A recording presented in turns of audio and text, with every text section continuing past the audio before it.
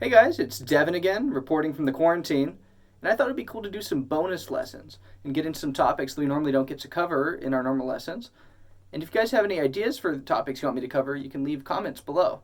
I'm also going to put my PayPal information in the description if anybody is compelled to donate, but it's really up to you guys how much you want to give or if you want to give it all. But let's get started. It should be fun.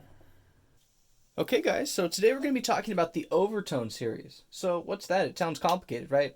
Well, it actually has everything to do with music and why certain things sound good together and other things don't. So first of all, sound. When we have sound, all it really is a bunch of pieces of air. I wouldn't recommend this, but if you put your hand out a window when there's a car going really fast, your hand would be pushed back because air is made out of stuff. It's made out of these little particles, and they all bump into each other.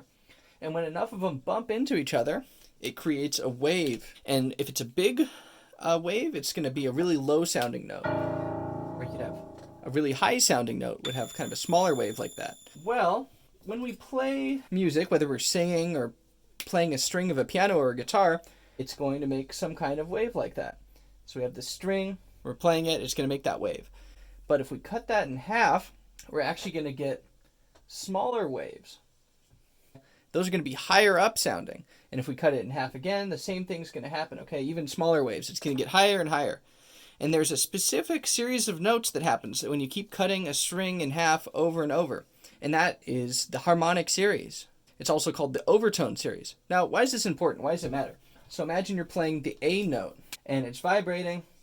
Well, it's not just the A note that's playing out, because every time you hit the A note, those other notes are going to vibrate too. So you're going to get A, then you're going to get the note if the string was cut in half, and then another that's even higher than that. And it's going to keep going up and up and up. All those notes are ringing out at the same time. Why does it matter? How does this have anything to do with what we're talking about? Well, I said this is about what notes sound good together and which ones don't. So the important thing is when you play a note like A, if you pinch that string in half, another note is going to appear. And it'll be a higher up A. And if you do it again, there'll be another note. It's going to be an E.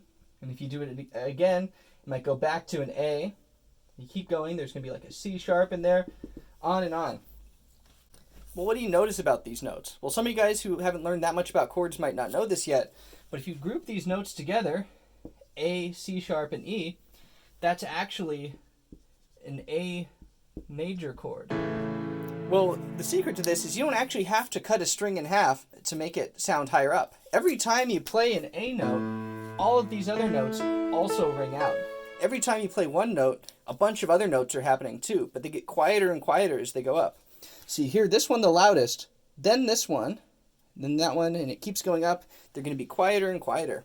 So that's why when you play other notes that match up, you reinforce it, and it sounds really good. So this is why when you play this chord, it sounds really good. It's because you're playing notes that already exist when you play this original note. So you're playing this original note. These other notes are already ringing out. So as soon as you double them up, it's going to sound extra good. It's going to sound really full and rich. But imagine instead of this E, we did like an E flat. That would go against the note that's already there. So there's going to be this clash between the E and the E flat, and that's not going to sound very good, okay? When you have that distance, like from A to an E flat, that's called a tritone.